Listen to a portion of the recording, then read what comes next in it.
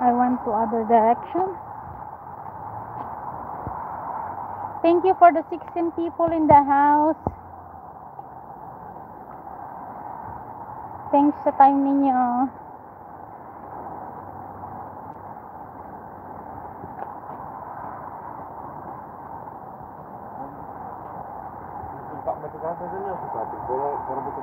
Mas maganda pa mag-live kasi pag gumawa kasi ako ng video, ang hirap mag-edit unless gagawa na lang ako ng mga highlight.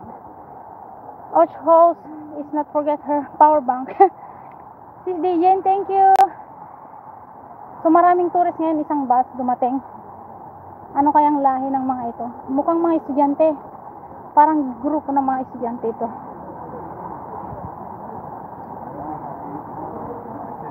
They come from a school. Yeah, they're young. So it's a school tour.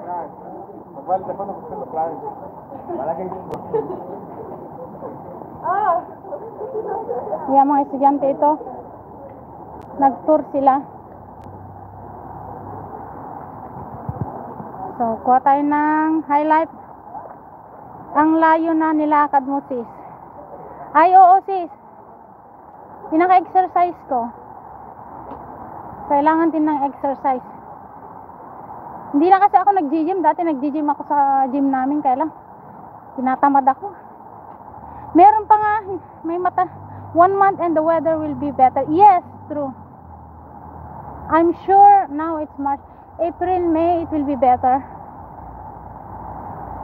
Si Sweeney, hi. Good afternoon, good evening. They have also another bee house over there, so they're putting everywhere for the bee, for the insect. Kasi andyan ka pa, thank you. And ito naman yung restaurant nila. Medyo maingay dito kasi above kasi is highway. Yan, ito ang restaurant nila dito.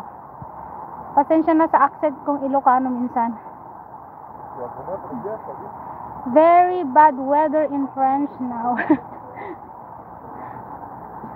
Cafe Byron. Yeah, so it's because I will not stop to drink coffee. I'm not going to stop. You might ask some snack and I don't have enough money for you. Mamaya din maglakad kami. Hinihintay ko lang si Habi. Nagbook muna siya ng car. Maganda maglakad, sis. Ngayon naglakad din kami nung naka-live ako nung Friday. Naglakad kami dun sa may vineyard sa farm ng may part lang, hindi lahat yun may part na farm ng giran ko.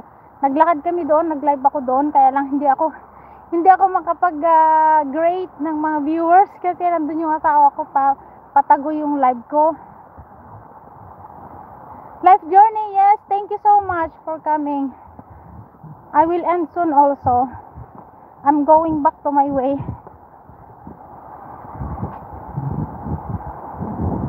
Ano daw?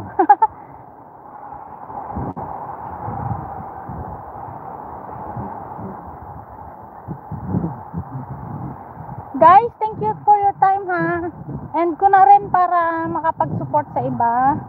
1 hour lang. Thank you for your time. There is barbecue area also there. Here this way. Before I will end, I will bring you there. So we can bring kids here because it's shallow. Look, yeah, thank you. So it's very shallow here. I'll just show you the barbecue area. And it's full of people here. If you plan to come here to have picnic, you have to be here earlier because it's always full. Yan. You can leave your daughter there, your kids there. They can swim, they can play sand. And it's perfect. It's really for family. Yeah. This is perfect place for the children. They can play sand.